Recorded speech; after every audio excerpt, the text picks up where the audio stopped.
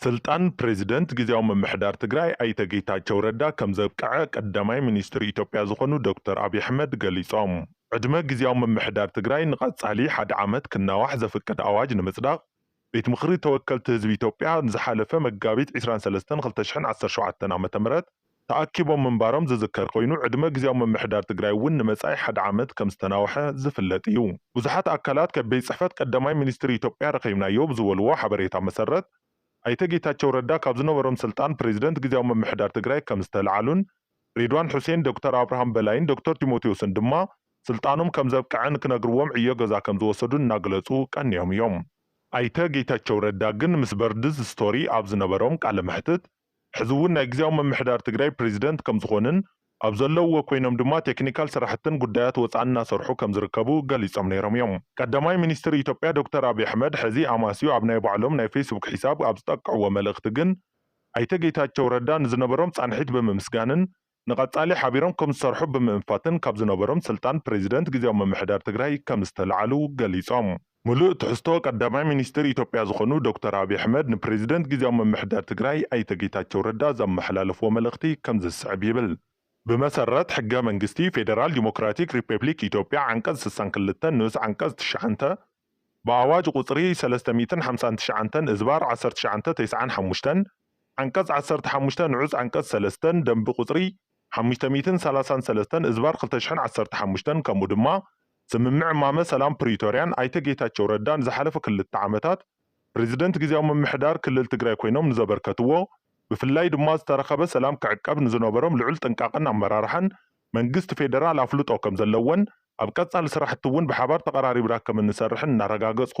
ንዝነበሮም ጻንሒት የመስግን ይብል። ቀዳማይ ሚኒስትር ኢትዮጵያ ዝኾኑ ዶክተር አብይ አሕመድ ንቐጻሊ 1 ዓመት ዝተናውሐ ዕድመ ጊዜያዊ ምምሕዳር ትግራይ መን ፕሬዚደንት ኮይኑ ከም ዝመርሖ ዝገለጽዎ ነገር የለን። ቅድሚ ሰሙናት ኣቢሉ ዶክተር አብይ አሕመድ ንመላእ ተወለድቲ ትግራይ ፕሬዚደንት ጊዜያዊ ምምሕዳር ትግራይ ብኢሜይል ንክመርጹ ጻውዒት ኣቕሪቦም ምንባሮምን ብዙሓት ተጋሩ እውን ተናዒቕና ብዝብል ተቃይሞሞ ከም ዝነበሩን ዝዝከር እዩ። ሕዚ ቀዳማይ ሚኒስትር አብይ አሕመድ እቲ ብኢሜይል ክምረጽ ጻውዒት ዝተገበረሉ ፕሬዚደንት ጊዜያዊ ምምሕዳር ትግራይ መን ከም ዝሰዓረን ክንደይ ድምፂ ከም ዝተዋሃበን ከይገለጹ ኣይተ ጌታቸው ረዳ ካብ ዝነበሮም ስልጣን ከም ዝተለዓሉ ዕላው ገይሮም ኣለው። ዓለም ለኸ ማሕበረሰብ ምሁራት ሰብ ሞያ ትግራይ GSTS ዳግመ ውደባ ጊዜያዊ ምምሕዳር ትግራይ ብሓደ ውድብ ዝዕብለል ክኸውን ከም ዘይግባእ ኣመላኺቱ።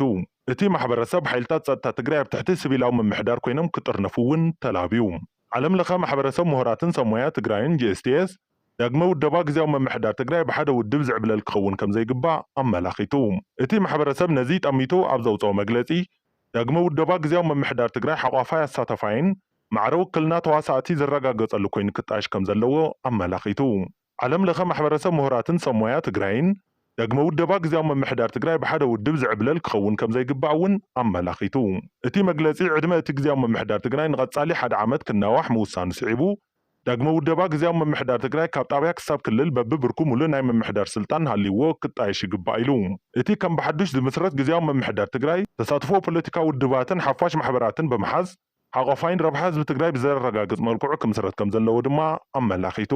ሓደ ውድብ ዝዕብልሎ ጊዜያዊ ምምሕዳር ክህሉ ኣይግባእን ዝበለ እቲ ማሕበረሰብ እቲ ጊዜያዊ ምምሕዳር ንጹር ዝምርሐሉ ሓላፍነት ክህሉ ከም ዘለዎ እውን ኣመላኺቱ። እቲ ዳግመ ውዳበ ሓይልታት ጸጥታ ትግራይ ኣብ ትሕቲ ሲቪላዊ ምምሕዳር ኮይኖም ክጥርነፉ ዝገብር ውዳበ ክኸውን ዘመላኸተ ዓለም ለኸ ማሕበረሰብ ምሁራት ሰብ ሞያ ትግራይ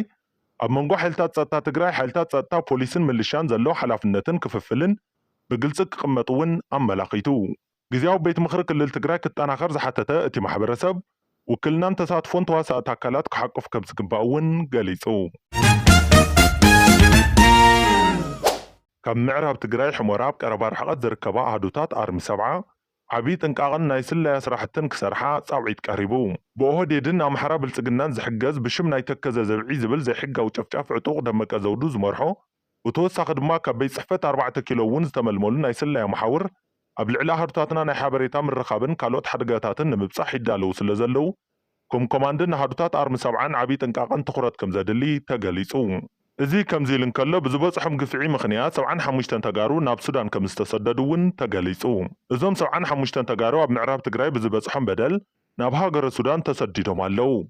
ካብ ምዕራብ ትግራይ ካብ ከተማታት ዓዲ ጎሹ ኣደባይን ሕሞራን ዝመጹ እዞም ወገናትና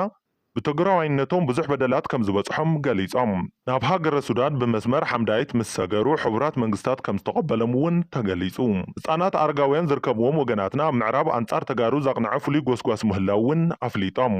ኣብ ምዕራብ ትግራይ ጽንተት ዝፈጸመ ኣካል የተከዘ ዘብ ብዝብል ስያመ ዕጡቕ ሓይላ ሰልጢኑ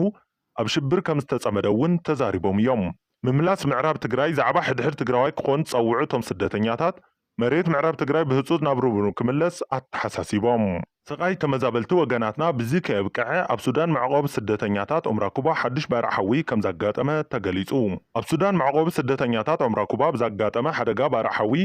10 መንበሪ ተጋሩ ስደተኛታት ሙሉእ ንሙሉእ ከም ዝተቃጸለ እውን ተሓቢሩ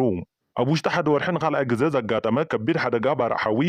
መንቀልዩን ኣብ ህይወት ሰብ ዘብጽሕ ጉድኣት ምጽራ ይግበረሉ ከም ዘሎ ካብቲ ከባቢ ዝተረኸበ ሓበሬታ የረድእ ኣብ ውሽጢ ዝወርሒ ቅድም ኢሉ ብዘጋጠመ ሓደጋ ባርሓዊ ህይወት ክልተ ሓዋት ከም ዝሓለፈ ዝዝከር እዩ